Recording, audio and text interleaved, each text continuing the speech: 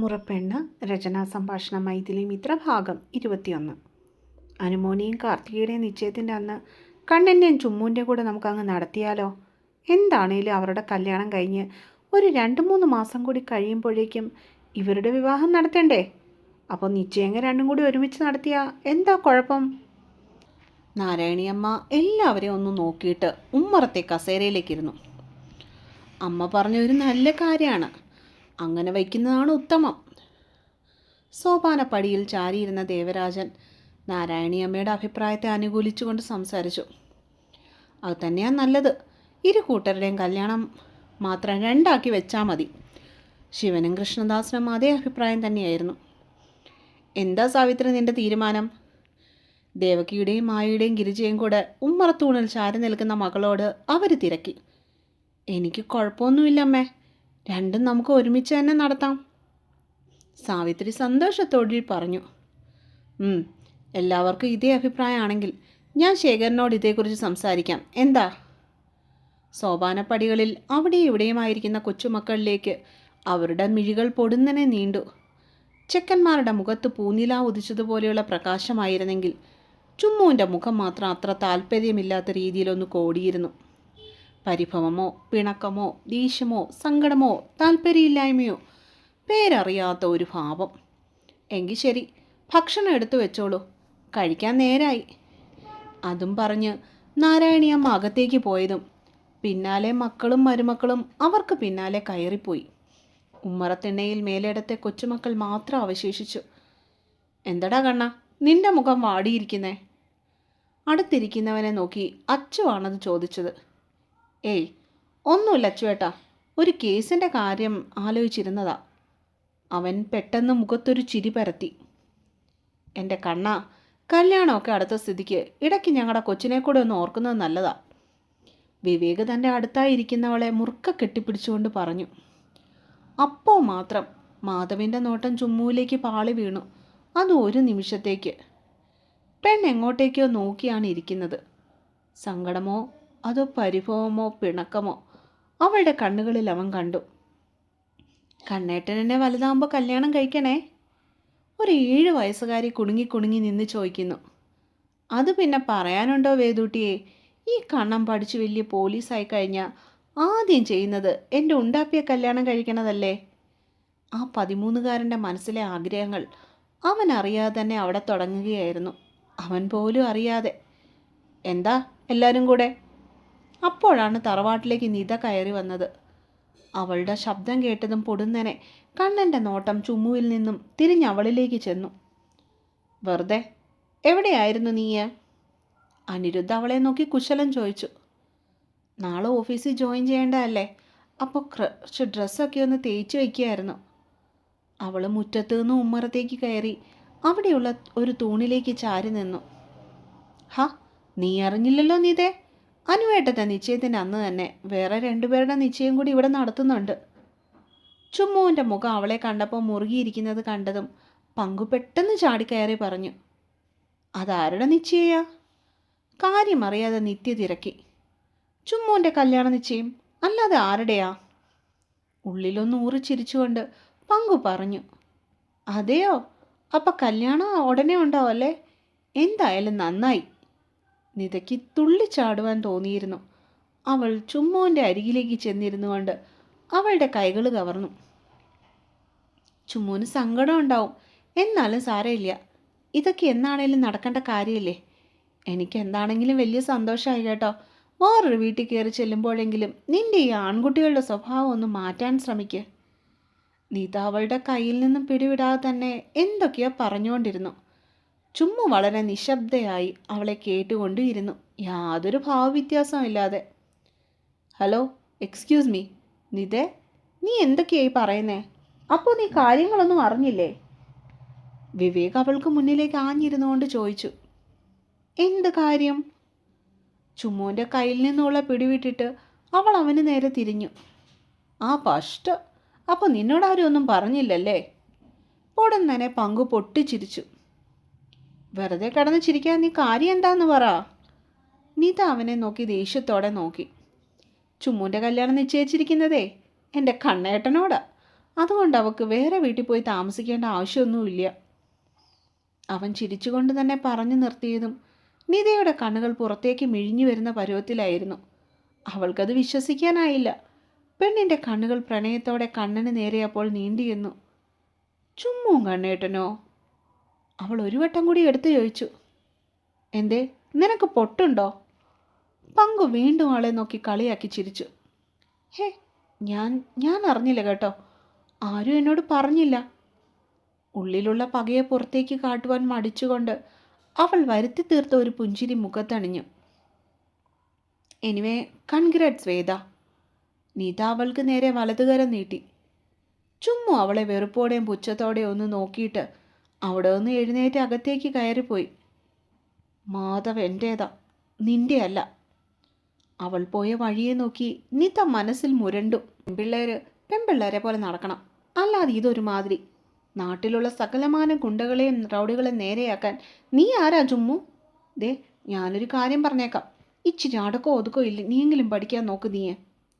നിതയിൽ നിന്ന് റോഡിൽ വെച്ചുണ്ടായ വഴക്കിൻ്റെ കാര്യം അറിഞ്ഞതും സാവിത്രിക്ക് വല്ലാതെ ദേഷ്യം വരുന്നുണ്ടായി. ഒന്നും ഓരോന്ന് ഒപ്പിച്ചു വെച്ചോളും. വീട്ടിലിരിക്കുന്നവരുടെ അവസ്ഥ നിനക്കെന്താ പറഞ്ഞാൽ മനസ്സിലാവാത്തേ? സാവിത്രി ഹാളിലിരിക്കുന്ന ആളെ വീണ്ടും വീണ്ടും വഴക്ക് പറഞ്ഞുകൊണ്ടിരുന്നു, കലി അടങ്ങാതെ. മതി സാവിത്രി, അവൾ കുഞ്ഞല്ലേ, അറിയാതെ പറ്റിപ്പോയതായിരിക്കും. ദേവകി അവളെ പിന്തിരിപ്പിക്കാൻ നോക്കുന്നുണ്ടെങ്കിലും സാവിത്രി അടങ്ങിയില്ല. പിന്നെ കുഞ്ഞ്, ഇത്തവണ 10ാം ക്ലാസ്സിലേക്ക് കയറാൻ പോണ ഇവളല്ലേ കുഞ്ഞ്? സാവിത്രി തലയിൽ കൈ താങ്ങിക്കൊണ്ട് അവിടെ കിടന്ന ഒരു കസേരയിലേക്കിരുന്നു. അപ്പനില്ലാത്ത കൊച്ച, ഇനി ഇതിന് വല്ലതും ഉണ്ടായെങ്കിൽ അത് അമ്മാവന്മാരുടെ കുറ്റമാണെന്ന് പറയുന്ന എൻ്റെ പേടി. എരുതിയിൽ എണ്ണ ഒഴിക്കുന്ന രീതിയിലായിരുന്നു അങ്ങോട്ടേക്ക് വന്ന ഗിരിജയുടെ അപ്പോഴത്തെ സംസാരം. ചേച്ചി എന്തിനാ അനാവശ്യം പറയുന്നേ? അവൾക്ക് എന്തുണ്ടാവുന്ന? ചുമ്മു ഞങ്ങളുടെ കുഞ്ഞ, അവളൊരു തെറ്റും ചെയ്യില്ല. മേലേടത്തെ ഇളയ മരുമകളായ മായയ്ക്ക് ചുമ്മുവിനെ പറഞ്ഞത് അത്രയ്ക്കങ്ങ് ഇഷ്ടപ്പെട്ടില്ല. ഓ, ഇനിയിപ്പോൾ ഞാൻ പറഞ്ഞതിന് എൻ്റെ നേരെ ആരും വഴക്കിന് വരണ്ട, സ്വയം അനുഭവിക്കുമ്പോൾ പഠിച്ചോളും. അതും പറഞ്ഞിട്ട് വെട്ടിത്തിരിഞ്ഞു പോകുന്ന ഗിരിജയെ ദേവകിയും മായി ഈർഷ്യയോടെ നോക്കി നിന്നുപോയി. ഇവള് കാരണം ഞാൻ ഇനി ആരുടെയൊക്കെ വായിലിരിക്കുന്ന കേൾക്കണം. ഒന്നേ ഉള്ളല്ലോ എന്നും പറഞ്ഞ് എല്ലാവരും കൂടെ തലയിൽ കയറ്റി വെച്ച് കൊഞ്ചിച്ചു. ഇപ്പം കണ്ടില്ലേ, മേലെടുത്ത ചെക്കന്മാർ പാവങ്ങളാണ്, ഇവിടുത്തെ പെങ്കൊച്ചു ഗുണ്ടയാണെന്നാ നാട്ടുകാരെല്ലാവരും എന്നോട് ചോദിക്കുന്നേ. സാവിത്രിയുടെ ദേഷ്യം മുഴുവൻ സങ്കടങ്ങളായി പുറത്തേക്ക് വന്നു. സാവിത്രി, നീ ഒന്നും മിണ്ടാതിരിക്കുന്നുണ്ടോ? ദേവകി അവളെ വീണ്ടും ശാസിച്ചു. ഞാൻ എങ്ങനെ മിണ്ടായിരിക്കണം എന്നാ ഏട്ടത്തി പറയുന്നേ? കണ്ണനുള്ളതുകൊണ്ട് ഇത്തിരിയേലും പേടിയുണ്ട് ഈ പെണ്ണിന്. അവനും കൂടെ മറ്റുള്ളവരെ പോലെ ഇവളെ കൊഞ്ചിച്ചുകൊണ്ട് നടന്നിരുന്നെങ്കിലോ? സാവിത്രി പിന്നെയും പദം പറഞ്ഞു. വലുതാവുമ്പോൾ ഇവളെ കണ്ണനെ കൊണ്ട് നമുക്കങ്ങ് കെട്ടിച്ചേക്കാം. അപ്പോൾ പിന്നെ ഇവിടെ ബോഡി ഗാർഡായിട്ട് നടക്കേണ്ട പണി അവനങ്ങ് സ്വന്തമായിട്ട് ഏറ്റെടുത്തോളും. അവർ സാവിത്രിയോട് കളിയായി പറഞ്ഞു ചിരിച്ചു. അത് കേട്ടതും മായി അവരുടെ കൂട്ടത്തിൽ കൂടി. എന്താ ഇവിടെ പ്രശ്നം? അപ്പോഴേക്കും ദേവരാജനും ശിവദാസ് അവരവരുടെ മുറികളിൽ നിന്നും പുറത്തേക്ക് ഇറങ്ങി വന്നിരുന്നു. സ്വന്തം വീടുകളുടെ പണി തറവാടിനപ്പുറവും ഇപ്പുറവും നടന്നുകൊണ്ടിരിക്കുന്നതിനാൽ അവർ രണ്ടുപേരും മിക്കവാറും വീട്ടിൽ തന്നെയുണ്ട്. അത് പിന്നെ മാമേ, ഇന്ന് ഞങ്ങൾ പുറത്തു പോയപ്പോൾ കുറേ റൗഡികൾ വന്നു വണ്ടി തടഞ്ഞു. വഴിയിൽ നടന്നത് വള്ളി പുള്ളി തെറ്റാതെ അവിടെ നിന്ന് നിത ദേവരാജനെ പറഞ്ഞു ഏൽപ്പിച്ചു. ചുമ്മു. എല്ലാം കേട്ട് കഴിഞ്ഞ ദേവൻ അവളെ അടുത്തേക്ക് വിളിപ്പിച്ചു. കേട്ടത് സത്യമാണോ ചുമ്മു? അയാൾ ഗൗരവത്തോടെ തിരക്കി. ആ, സത്യമാണ് മാമേ. പെണ്ണ് സമ്മതിച്ചു. കാരണം? ഇത്തവണ അവളെ ചോദ്യം ചെയ്തത് ശിവദാസ് ആയിരുന്നു. ഉണ്ടായ കാര്യങ്ങളൊക്കെ അവൾ അയാളോടായി വിശദീകരിച്ചു. ആ, കാര്യം നീ പറയുന്നതൊക്കെ സത്യമാണ്. അവന് 2 കൊടുത്തത് നല്ല കാര്യമാണ്. പക്ഷേ അതിനിടയിൽ നിനക്ക് വല്ലതും പറ്റിയിരുന്നെങ്കിലോ കുഞ്ഞേ? ശിവദാസൻ അതും പറഞ്ഞുകൊണ്ട് അവളുടെ അരികിലായി ചെന്നിരുന്നു. എനിക്കെന്ത് പറ്റാനാ മാമേ, അത് ഏട്ടന്മാർ കൂടെയുള്ളപ്പോൾ. അവൾ അയാളുടെ ദേഹത്തേക്ക് മുഖം ചേർത്ത് പിടിച്ചു. കാര്യങ്ങളെല്ലാം അറിഞ്ഞപ്പോൾ ചുമ്മുവിനോടുള്ള സാവിത്രിയുടെ ദേഷ്യം കുറ്റബോധമായി മാറിയിരുന്നു. അവർ സങ്കടത്തോടെ ചുമ്മുവിൻ്റെ അടുത്തേക്ക് ചെന്ന് അവളുടെ നെറുകയിൽ ഒരു ഉമ്മ കൊടുത്തു. അടുത്ത വർഷേ നീ 10ാം ക്ലാസ്സിലേക്കാ. 1 മാസം കൂടിയേ ഉള്ളൂ ഇനി സ്കൂൾ തുറക്കാൻ. ഈ ചട്ടമ്പിത്തരമൊക്കെ ഒന്ന് മാറ്റി വെച്ചിട്ട് നല്ല പോലെ ഇരുന്ന് പഠിച്ചോണം കേട്ടോ. അവർ പറഞ്ഞതും പെണ്ണ് ചിരിയോടെ ഒന്ന് തലയാട്ടി കാട്ടി. എങ്ങനെ വീണാലും 4 കാലി വീഴും ഇവള്. ചുറ്റുമുള്ളവരെ കയ്യിലെടുക്കാൻ ഇവൾക്ക് പ്രത്യേക കഴിവാണ്. ഇപ്പോൾ നോക്കിക്കേ, ഇത്രയൊക്കെ നടന്നിട്ട് ഇവർക്കൊക്കെ വല്ല ദേഷ്യം ആ പെണ്ണോടുണ്ടോന്ന്. എല്ലാത്തിനും സാക്ഷിയായി അവിടെ നിന്ന നിത്യയുടെ മനസ്സിൽ ചുമ്മുവിനോടുള്ള കുശുമ്പ് കുമിഞ്ഞുകൂടുന്നുണ്ടായിരുന്നു. ചുമ്മു ചുമ്മു ചുമ്മു, ഇവൾ ആരാന്ന ഇവിടെ വിചാരം? എൻ്റെ മാമനും ദേവകി മാമിയും പോലും അവളെ കഴിഞ്ഞിട്ടേ ഞാനുള്ളൂ.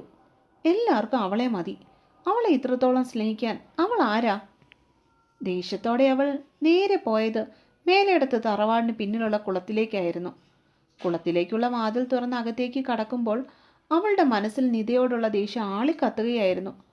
അവൾ കുളത്തിൻ്റെ പടികൾ ഇറങ്ങി താഴേക്ക് ചെല്ലുമ്പോഴാണ് വെള്ളത്തിൽ ശക്തമായ ഓളങ്ങൾ വെട്ടുന്നത് കണ്ടത്. മുന്നിലേക്ക് വെച്ച കാല് ഭയത്തോടെ പെണ്ണ് വേഗത്തിൽ പിന്നിലേക്ക് വലിച്ചുപോയി.